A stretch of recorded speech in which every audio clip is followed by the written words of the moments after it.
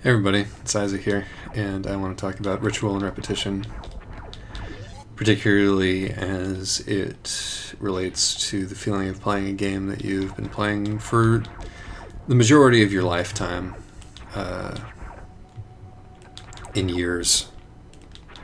And not just like something that you come back to after long years away from it. I'm talking about something that from the time that you had the console to the time that you were able to emulate the console, or maybe you never got rid of the console. It's just been a constant companion for you, something that you would load up and play through. And it's a different feeling surrounding this depending on what kind of game it is. There's a different sort of set of ritual specifics depending upon how dense the language of this particular game is. Like, I can play Tetris Attack to a level of frightening proficiency, simply because of how many hours I've burned on it. But then there are games like this where the knowing of the game is in knowing the layout of the game and all the different ways that you can exploit that layout. There are people, of course, who take a very intentional approach to playing a game like this and to playing it in the most rewarding or the most efficient way possible for them. And those people are completionists and those people are speedrunners. And I'm neither of those things. I'm not actually interested in learning anything new about this game, which I never 100% completed when I was young.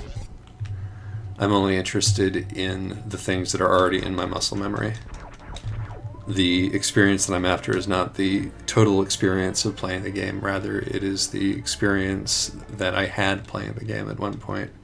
And part of the experience that I had playing the game at one point comprises those areas and those qualities of it which were essentially mysterious to me. This is a particularly good game for interrogating the concept of return, of internal return, or eternal, return, because the game is situated, like many mid-period entries in Nintendo franchises, to act as a commentary on the game that it was presuming you would remember from earlier in your childhood. As here I run through the very last area of the first Metroid game, which is close to the very first area of this game in all its rundown splendor, thus lending the game a palpable sense of history, which I was conscious of even as a youngster because I had played the original Metroid long before I played Super Metroid. Not only lending it a sense of history, but also giving it narrative weight inside this universe. This is an example of environmental storytelling, which immediately gives you the sense of being pulled into something that you've been pulled into before, and makes explicit the idea of entrainment in this process, this Rube Goldberg device of a game, wherein when you play it the first time, you are going to be spending a lot of time wandering around lost, but as you continue to return and return and return,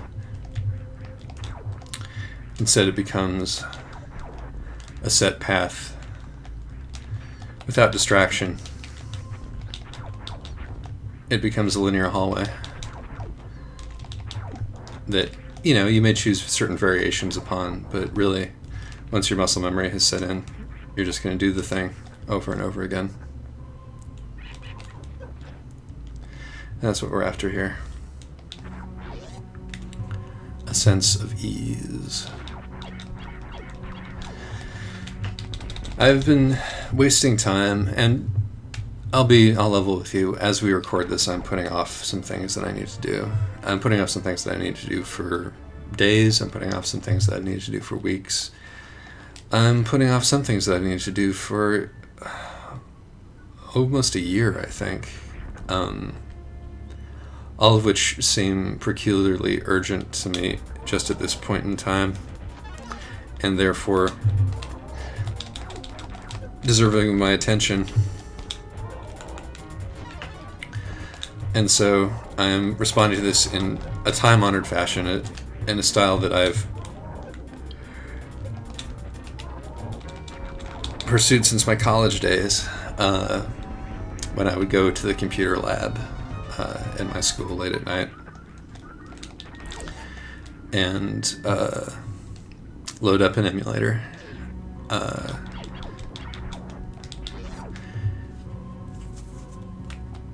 Or on my home system. But most memorably is whiling away the hours 2 or 3 in the morning, the all-night basement of the main library at my college, playing games like this one, or like various others,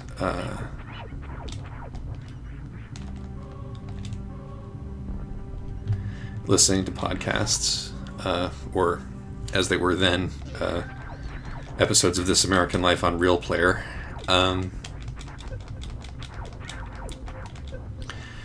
and addressing the problem that my situation was, or that embodied my situation then, which is that I had a number of things to do. I had a limited amount of time to do them in, but the time that I had to do them was not limited enough to make me do them. Because without the sense of urgency that comes with truly being up Schitt's Creek, I wasn't going to be doing any, writing any essays, wasn't going to be doing any schoolwork. So I needed some sort of valve to address the excess time in this system that was conspiring to prevent me from doing the best job that I could do.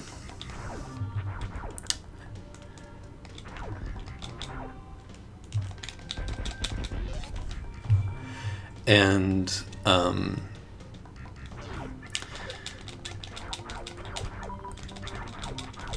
a stream of steady, low-level, distracting intellectual content like This American Life, and a stream of low-level, largely unconscious physical activity, like playing a game like this, which is seared into the back bits of the brain. It was the perfect combination. It was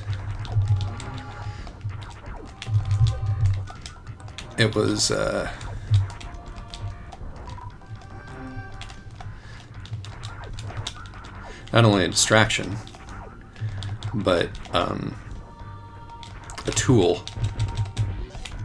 a siphon, to undo shit. This could be bad. To undo the action of time.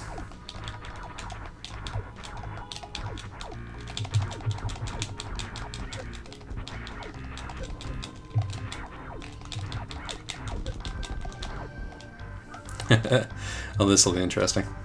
I think I should be fine though.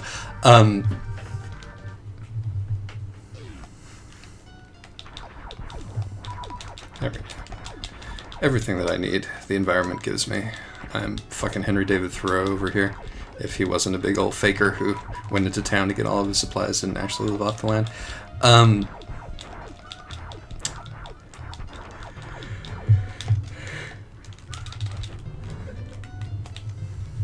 Point being that I still use video games for essentially the same purpose, for the leeching away of time, but the difference now is that the deadlines that I have, unlike in school, are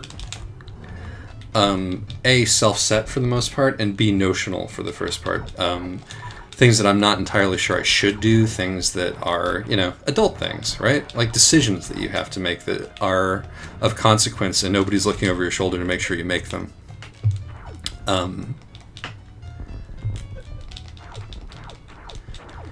you are alone with these decisions, and there are a couple of ways to handle that. One of which is to artificially create crises, to let things go for so long that they develop the kind of urgency that one would expect from an older model of motivation.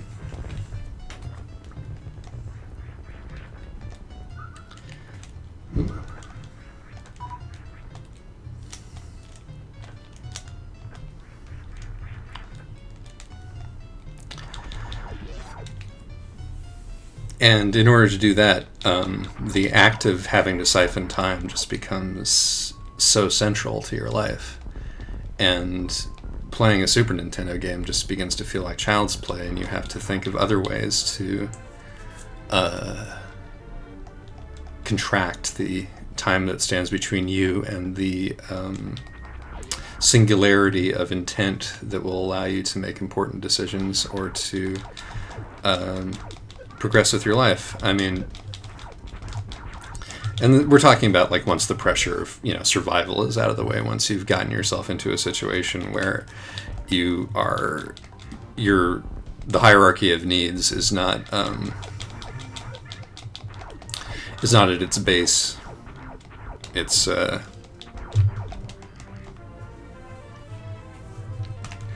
least somewhat developed. And so you're not going to be, you know, relying on the possibility of not being able to make your rent. You're not self-sabotaging to the extent of like not showing up for work or anything like that. The things that get you through the day, to the extent that you are able to move on to the next thing without it being like obviously unsustainable, even if it might in fact be unsustainable in the long run. Am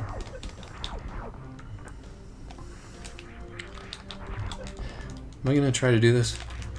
Probably not going to bother. You want to know something? How have I been playing this game this long and I still can't fucking wall jump? You know? Reliably.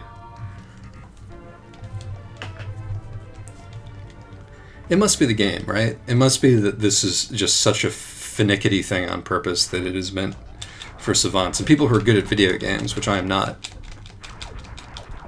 I'm not a video game guy in that sense. I am one who sees these games mostly as a means to an end, either as a way to bloviate, which is my favorite thing in the world to do, or as a machine to feed my days into, extinguishing them one by one. But so as you begin to try to address the monumental task of forcing a crisis that is only going to happen if it comes out of you, and not from any external source, unless you're really persistent with it. You begin to, you know, the sense that you're running out the clock is, of course, clear to you. But running out the clock on what becomes the question. Fuck off.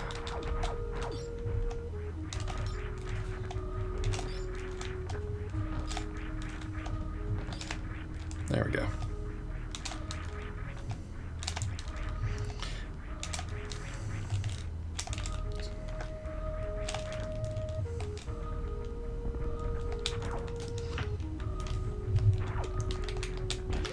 Running out the clock on your life, you know? As you grow to accept your own sense of mortality, to be unable to put off the realization that you only have so many of these days which, as they become increasingly interchangeable, as you are no longer in crisis, you know, as you sink into your routine, the things that separate... the least favorite thing in the entire goddamn game. Don't. No, not this way, not this playthrough. Oh, God!